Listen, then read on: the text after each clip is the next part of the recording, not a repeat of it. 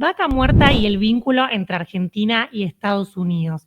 Para eso yo dije, necesito hablar con alguien que desde Washington, que salga un poco de la mirada de Argentina, que siempre nos hablamos entre los argentinos, no, alguien desde Estados Unidos, en este caso no va a ser desde Washington, sino desde Texas, Estados Unidos, pero que nos explique cómo la ven desde allá, esta nueva alianza, Javier Milei, presidente argentino, Donald Trump, presidente de Estados Unidos. ¿Por qué hay tanto apoyo? ¿Cómo tenemos que entender a Trump desde Argentina? Y para eso entonces les voy a presentar a Francisco Amonaldi, que es economista, doctor en ciencia política, director del programa latinoamericano de energía del Baker Institute en Rice University, que nos recibe en Ahora Energía desde Texas, Estados Unidos. Hola Francisco, ¿cómo estás? Encantado, Florencia. Un gusto. Sabés que yo di tu presentación formal, economista, doctor en ciencia política, pero la presentación informal es que en algunas de mis fuentes de Washington les dije, ¿me pueden recomendar a un experto energético en Estados Unidos? Y me pasaron tu nombre. Así que realmente muy agradecida de que estés con nosotros aquí en el programa. Arranco por esto de qué le puede interesar a Estados Unidos en este apoyo tan explícito, que incluso me imagino que no debe ser normal que Argentina como país esté dentro de la discusión pública en Estados Unidos, y allí estamos en los medios, en Bloomberg, en los distintos medios se habla de Argentina, de este apoyo. ¿Qué le puede interesar a Estados Unidos de Argentina y sobre todo haciendo foco en materia energética?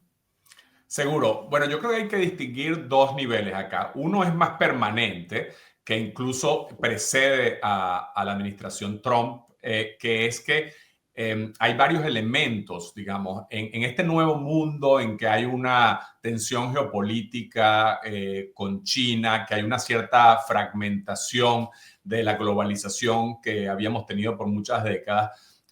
Hay un mayor énfasis en, digamos, las posibilidades de que Estados Unidos se integre más con el hemisferio occidental, pero en particular con países que ellos vean como afines, ¿no?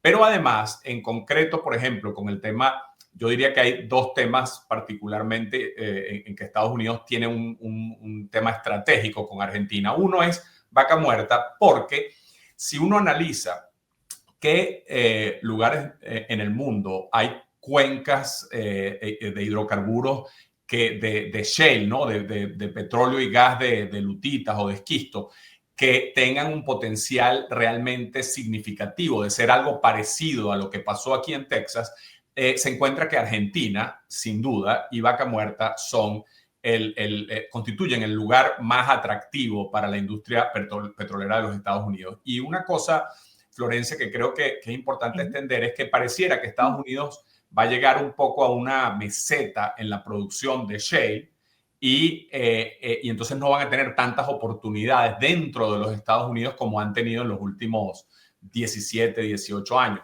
Entonces, eso hace a Argentina muy interesante. Y después, por supuesto, está el tema de minerales críticos. Argentina tiene un potencial importante en minerales críticos y Estados Unidos tiene como una prioridad estratégica de tener fuentes de estos minerales que, digamos, estén fuera del control de los chinos, estén en el hemisferio occidental. Por supuesto hay otra, pero claro, el siguiente punto es Trump, ¿no? Y no hay duda de que Trump siente una gran afinidad por el presidente Milei y viceversa.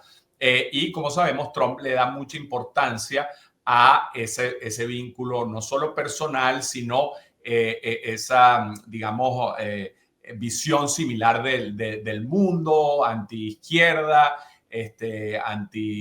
lo que llaman aquí woke, y Milei obviamente cuadra perfectamente con eso, aunque haya elementos obviamente de las políticas de los dos que difieren, porque Milei es mucho más un liberal clásico y Trump es mucho menos ideológico en esa materia. Pero creo que eso también ha hecho que Trump decida a jugarse con Argentina, pero ahí sí creo que es importante distinguir porque esto ya no es algo tan estructural, esto es totalmente dependiente de la relación entre estos dos presidentes. Ah, claro. Te hago un punto ahí para repreguntarte algunas cositas que fuiste diciendo. ¿Minerales críticos cuáles serían? Fundamentalmente el cobre y el litio.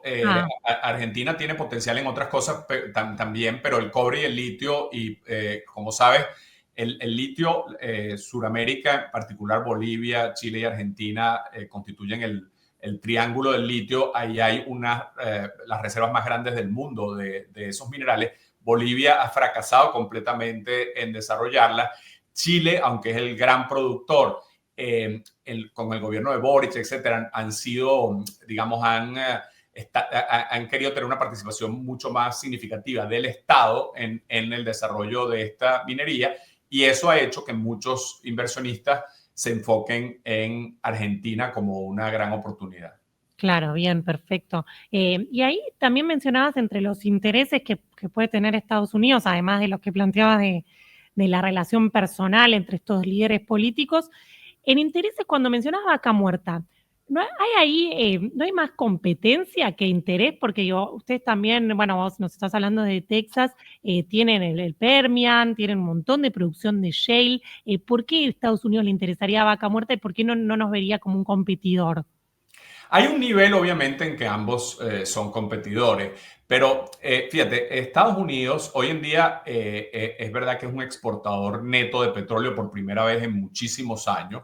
En ese sentido, ellos, hasta hace muy poco, ellos estaban muy interesados en oferta de todas partes porque ellos eran importadores netos. Y es verdad que eso ha cambiado un poco, pero para Estados Unidos es muy importante desde el punto de vista de la economía mundial que haya una base diversificada de productores de petróleo, y sobre todo el tema en el mercado petrolero es la OPEP, ¿no? La OPEP Plus concentra el 50% de la producción mundial, y para Estados Unidos es estratégicamente importante que haya fuentes en el hemisferio occidental y que no estén afiliadas a la OPEP. En el caso de América Latina, solo Venezuela está afiliada a la OPEP.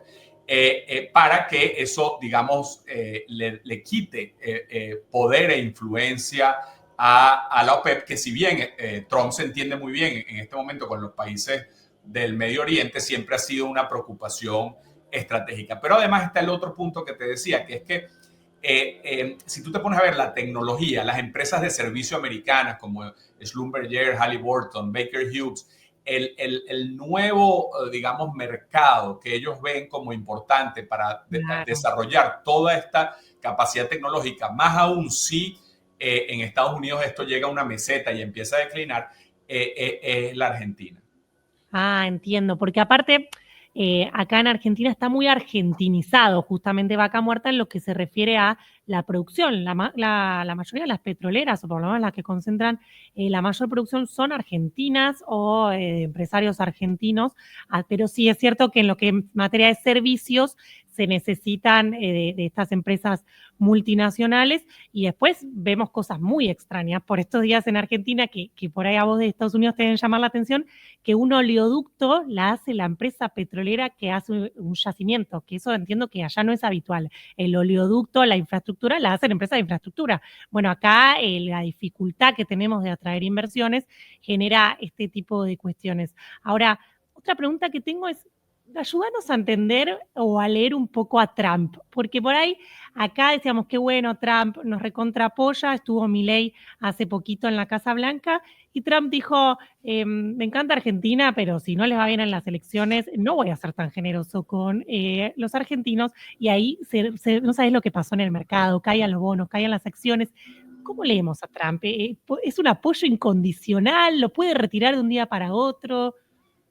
Sí, Trump sin duda alguna es muy diferente de otros presidentes de Estados Unidos en el sentido que cuando se diseñaba una política con respecto a un país como Argentina, eso tenía que tener una evaluación muy detallada, técnica, entraban una serie de actores, el Departamento de Estado, el Departamento del Tesoro, etcétera. Hoy en día tenemos un país que se parece mucho, francamente, más a un país latinoamericano, es decir, que el presidente tiene un poder tremendo para definir políticas a su antojo, ¿no? Eso obviamente genera un problema de credibilidad y durabilidad en las políticas, ¿no? Porque para comenzar, el presidente Trump, lo más probable, la Constitución dice que él no puede, se tiene que ir dentro de 3 años y 3 meses, ¿no? Entonces, algunas cosas, obviamente el apoyo coyuntural macroeconómico sí es muy importante en el corto plazo, pero algunas cosas que la administración Trump quiere de Argentina, como el tema de Vaca Muerta, minerales críticos, la separación de Argentina de China, que es otro objetivo estratégico de la administración Trump, esas son cosas de largo plazo, no son cosas que se deciden de un día para otro, ¿no? Son temas de inversiones de largo plazo. Entonces, ahora yo creo que ahí Trump simplemente estaba súper mal informado de que él no tenía claro que esta elección no definía si Milei se quedaba o no en el poder. Y él, digamos, él lo que estaba como claramente diciendo es, yo voy a apoyar mientras esté Javier Milei en el poder, Claro. si no, veremos. También es posible, el presidente Trump tiene muy poco comprensión de la política latinoamericana, entonces él quizás pensó que si él le dice a los votantes que los ayudo si se queda, si gana Milei las elecciones, pero no si él quizás pensó con eso voy a ayudar a Milei en la votación. Y obviamente eso en la política latinoamericana es mucho más complejo de eso, y como tú dices, los inversionistas lo leyeron como una señal súper confusa, porque así como diciendo, bueno, pero si entonces a Milei no le va bien en la elección de este domingo, el presidente Trump no va a seguir con el apoyo, ¿no? Yo creo que no, está claro, y el secretario del Tesoro claramente tiene un mandato de Trump de ayudar a la Argentina y de ayudar a Milei a sobrellevar la crisis macroeconómica. Hay que entender que hay en su movimiento, en esto que aquí llamamos el MAGA Movement, ¿no? Que hay que distinguirlo del Partido Republicano tradicional, hay mucha gente que dice, ¿por qué estamos ayudando a la Argentina? ¿No? Si se supone que esto es America First, ¿no? Claro. ¿Por qué además ayudamos a un país que compite con nosotros, por ejemplo, en el mercado de la soja? Entonces, Trump tiene que manejarse con cierto cuidado de no molestar demasiado a su electorado con este tema y de articular una explicación de por qué él está apoyando a Argentina. Y en ese sentido, por cierto, ayuda que Milei haya tenido relaciones más allá de con Trump con otros actores de ese movimiento, porque hay gente que simpatiza con él dentro de ese movimiento y también en ese sentido está dispuesto a apoyarlo. Claro, le preguntaron a Trump en estos días, una colega periodista, que le dijo, ¿por qué? Bueno, haciendo esta referencia, ayudan a un país como Argentina, 40 billions, es decir, 40.000 millones de dólares entre el swap de 20.000 millones y otros préstamos apoyados por bancos estadounidenses. Es un montón de dinero por ahí para un país como Estados Unidos, no tanto, pero para Argentina es un montón de plata. Y ahí viste que Trump dijo, they are dying, están muriendo. Pero bueno, no, estamos vivos. Hola, Trump, estamos vivos, pero sí, obviamente tenemos nuestros problemas. Ahí, Francisco, te quiero pasar otro tema. Vos mencionaste la palabra China y de hecho voy a leer una pregunta en el chat. Nosotros estamos en vivo transmitiendo por YouTube que dice, en cuanto a la inversión de largo plazo, dice Diego, ¿por qué confiar en Estados Unidos frente a China? Pero más allá de eso, mi duda con respecto a China es, ¿a qué le teme tanto Estados Unidos de China en Argentina? Bueno, Estados Unidos, esto como te digo, viene quizás de antes, un tema estructural. Por cierto, en la administración Biden, para darte una idea, había un interés tremendo por apoyar a las empresas americanas en vaca muerta. O sea que eso viene de antes que Trump. Pero sin duda en la administración Trump ha habido un énfasis tremendo en la idea de que, de hecho, ellos a veces mencionan cosas como la doctrina Monroe, que no tiene gratos recuerdos en América Latina, porque es la idea de que Estados Unidos es como el patio trasero, perdón, que Latinoamérica es como el patio trasero de Estados Unidos y por tanto nadie se puede meter allí. Claro, dentro de esta visión de que el mundo, de que hay una gran rivalidad económica con China y de que el mundo se está fragmentando, para Estados Unidos cobra una relevancia tremenda Latinoamérica como fuente de materias primas, pero también posiblemente como un lugar donde puede haber eso que ellos llaman nearshoring, que básicamente es poder instalar industrias manufactureras que hoy en día están en Asia, en países que son rivales de Estados Unidos o que están en la esfera de influencia de países rivales de Estados Unidos, y más bien que se relocalicen en América Latina. Y entonces sí, ciertamente en esta administración hay una obsesión con sacar a China de América Latina, que ya había empezado un poco en administraciones anteriores, pero que ahora se ha vuelto a niveles muy, muy significativos. Y no es nada fácil, porque cuando ellos descubren que ellos van a América Latina y los chinos ofrecen crédito que Estados Unidos, excepto en esta notable excepción, típicamente no ofrece, que muchas empresas americanas no están interesadas en operar en América Latina por los riesgos políticos que perciben, etcétera, los riesgos macroeconómicos. Los chinos tienen una tolerancia al riesgo mucho más alta que las empresas norteamericanas. Y en algunos temas, francamente, por ejemplo, tanto la administración Biden como Trump le han dicho al Banco Interamericano de Desarrollo, el que Estados Unidos es el principal accionista, tienen que ayudar a que las empresas americanas inviertan, o sea, darles créditos a las empresas americanas para invertir en América Latina. Pero cuando se van y se reúnen con las empresas americanas, muchas de ellas dicen, mira, en primer lugar, nosotros aquí tenemos la economía americana está en auge en muchos temas de infraestructura, por ejemplo, y tenemos suficiente negocio aquí, no tenemos, digamos, tiempo para recursos para invertir en América Latina. Pero además, los chinos nos ofrecen en las licitaciones, ofrecen mejores precios, etcétera, en la parte de infraestructura, o están dispuestos, si es una licitación para un mineral, ofrecer mejores condiciones, y la verdad que nosotros no somos competitivos con los chinos muchas veces. Además de eso se agrega la preocupación de algunas empresas americanas por temas de corrupción, por temas de riesgo político, por temas de riesgo macroeconómico, y de nuevo ahí los chinos se sienten como mucho más cómodos operando en América Latina. Entonces va a ser súper difícil para Estados Unidos lograr su objetivo. Y más allá de eso, por cierto, incluye todo este tema de la base esta china en Argentina. Es un tema que a los americanos siempre les ha generado una gran molestia. O sea que yo creo que es importante entender que Trump le va a poner condiciones a Milei. O sea, él es un negociador nato, eso es su manera de hacer las cosas, que no se parece en nada a la diplomacia tradicional. Y ahora vas a ver que le va a pedir un montón de cosas en esta materia, en particular de la relación con China-Argentina, y vamos a ver cómo maneja Argentina eso, porque obviamente no es fácil sustituir a los chinos en una serie de temas, más sobre todo dado la dependencia de la Argentina en la exportación de productos agrícolas a la China. Claro, porque en materia de vaca muerta ahí no hay mucha presencia china, salvo dentro de PAE, entiendo, pero sí donde hay mucha presencia china es en minería, sobre todo en litio, minería de litio acá en Argentina.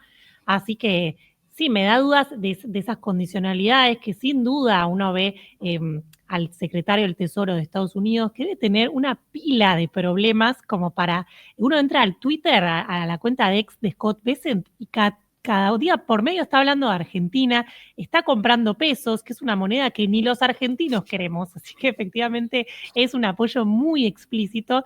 Y yo también creo que alguna condicionalidad va a venir. Ahí crees que va a ser fundamentalmente relacionada al vínculo con China, entonces. Yo creo que uno de los principales objetivos geoestratégicos y geopolíticos de Estados Unidos en Argentina es sacar a Argentina de la esfera de influencia de los chinos, o por lo menos reducir significativamente la influencia que tienen los chinos en la Argentina, y ganar influencia Estados Unidos. Pero como te digo, lo veo difícil de lograr ese objetivo, simplemente porque los chinos pueden definir una política, y muchas de las empresas que actúan son empresas estatales o muy ligadas al Estado chino. En Estados Unidos, el gobierno no tiene empresas, o sea, al final tienen que decidir los privados que les es atractivo. Entonces, por ejemplo, un ejemplo, que hablando antes de lo que tú decías, la mayor parte de las empresas en vaca muerta son argentinas. Hay obviamente inversión internacional, está Chevron, está Total, está BP a través de Pan American, pero la realidad es que, por ejemplo, Exxon se fue, Equinor se fue. Claro, Equinor no es americana, pero es una empresa, digamos, europea, occidental. Entonces, eso es un problema porque lo que Estados Unidos quisiera es que Exxon se hubiera quedado en vaca muerta, y que de hecho se expandiera sustancialmente en vaca muerta, pero ellos decidieron no hacerlo. Y entonces, ¿cómo manejar ese tipo de... o sea, el gobierno americano no tiene tanta influencia sobre sus empresas como quisiera tener. Claro, es súper interesante lo que planteas, porque una cosa es que, de hecho, el embajador de Estados Unidos en Argentina, que es Peter Lamelas, viene tuiteando, se vienen unas inversiones espectaculares, esperen argentinos, pero es verdad lo que decís, China dice voy, invierto, o las empresas son estatales, así que ahí lo decide el país, pero Trump le puede decir, Lamelas, Scott Bessent, le puede decir, dale, inviertan en Argentina, tremendo país, pero ahí va a depender de las empresas. ¿Qué crees que las empresas les puede dar mayor temor de Argentina? Bueno, históricamente lo que ellos te dicen es el tema macro. O sea, las empresas internacionales, muchas, para ellos ha sido tremendamente traumático el tema del cepo cambiario, por Claro. ejemplo. Esas son cosas que quedan en la mente de las empresas por muchos años y aunque tú tengas algo como el RIGI, de hecho, algunas empresas acá en Estados Unidos te dicen, me gusta mucho la idea del RIGI, pero es como cuando a uno le listan todas las cosas que el gobierno se compromete a no hacerte, algunos me dicen, te preocupas porque empiezas a decir, yo ni había pensado que eso me lo podían hacer, ¿no? Es como, es como una lista de todas las violaciones a los derechos de propiedad que ha cometido el Estado argentino en los últimos 30 años. Entonces, obviamente es positivo, estoy un poco caricaturizando, pero sí creo que eso es el tipo de cosas que han hecho que las empresas se vean un poco limitadas en su inversión. Una cosa interesante de Vaca Muerta es que la naturaleza de la inversión, sobre todo en petróleo, en gas es más complicado porque hay que desarrollar la infraestructura para exportar gas natural Claro. licuado, etcétera. Pero en petróleo es una inversión de ciclo corto. Entonces, en lugares de alto riesgo, estas inversiones de ciclo corto, ¿no? Fíjate la diferencia, para ponerte un ejemplo radicalmente diferente. Si tú inviertes en Brasil en petróleo, tienes que invertir en un proyecto de aguas profundas, 4.000 millones de dólares y pasar 10 años entre que exploras y produces para ver la primera molécula de petróleo producida y empezar entonces a recibir ingresos. Eso es riesgosísimo para una empresa asumir una inversión de ese perfil en un país en que las reglas no son estables y claras. Pero en el caso de Shell, tú inviertes 100 millones de dólares, ves si te fue bien, si recuperas el dinero y decides si inviertes 100 más. El riesgo geológico es bajísimo. El riesgo fundamental es este riesgo de lo que llamamos en el sector petrolero los riesgos sobre la superficie, ¿no? Todo lo que son políticos, regulatorios, macroeconómicos. Por supuesto hay un riesgo de precio que no hay que olvidar en la Argentina, ahora que por ejemplo está bajando el precio del petróleo, pudiera pasar que si el precio sigue bajando, la Argentina por un tiempo se hace, o Vaca Muerta se hace poco atractiva para la inversión. Bien, y ya te tengo que liberar, pero te quiero hacer una última pregunta, porque si algo nos falta en Argentina, este domingo tenemos elecciones, ya siempre mucha volatilidad nos traen las elecciones en Argentina, y la semana que viene va a haber novedades en la causa YPF, que es una causa que se dirime en tribunales de Nueva York, en Estados Unidos, por la expropiación de la petrolera en su momento. Si bien la petrolera está metida, la demanda mayor es sobre el Estado argentino. Me interesa más que nada cómo se ve esa causa desde afuera, si crees que cómo se va a terminar resolviendo. ¿Qué pensás ahí? Sí, bueno, francamente, por un lado, creo que eso recuerda esos temas de la Argentina, porque la verdad que todo el episodio histórico, tanto de la participación del grupo Petersen en YPF, como luego de la forma como se hizo la nacionalización, son cosas que para los inversionistas internacionales recuerdan todos los, digamos, los riesgos Claro, ¿tenés dudas? YPF. Exacto. De hecho, te confieso que yo doy clases en una escuela de negocios y usamos el caso de YPF como un caso notable digamos, de oscuras y poco transparente participación del Estado y la forma como se nacionalizó, etcétera, etcétera, ¿no? Eso por un lado. Por otro lado, creo que también esto recuerda a muchos inversionistas a los peligros de todo este tema de que porque ciertos países han tenido estas, digamos, actitudes de violar arbitrajes, de no pagar, etcétera, etcétera, las cortes en Estados Unidos han asumido un rol agresivísimo y Argentina ha sido una de las principales víctimas en el pasado, no solo con esto de YPF, sino con todo aquel tema de la deuda. Que es demasiado activista, porque lo lógico sería que hubiera una estructura internacional que definiera este tipo de cosas de una manera un poco como la idea del arbitraje con el Banco Mundial, etcétera, ¿no? Entonces, esta cosa de que se agarren algunos inversionistas específicos para tratar de sacarle, prácticamente extorsionar a los gobiernos, aprovechándose de que las cortes americanas quieren, digamos, ser activistas, creo que es visto por algunos como algo, digamos, excesivo y problemático. Por otro lado, lo ven como una ventaja en el caso de que tuvieran alguna situación de ese tipo, ¿no?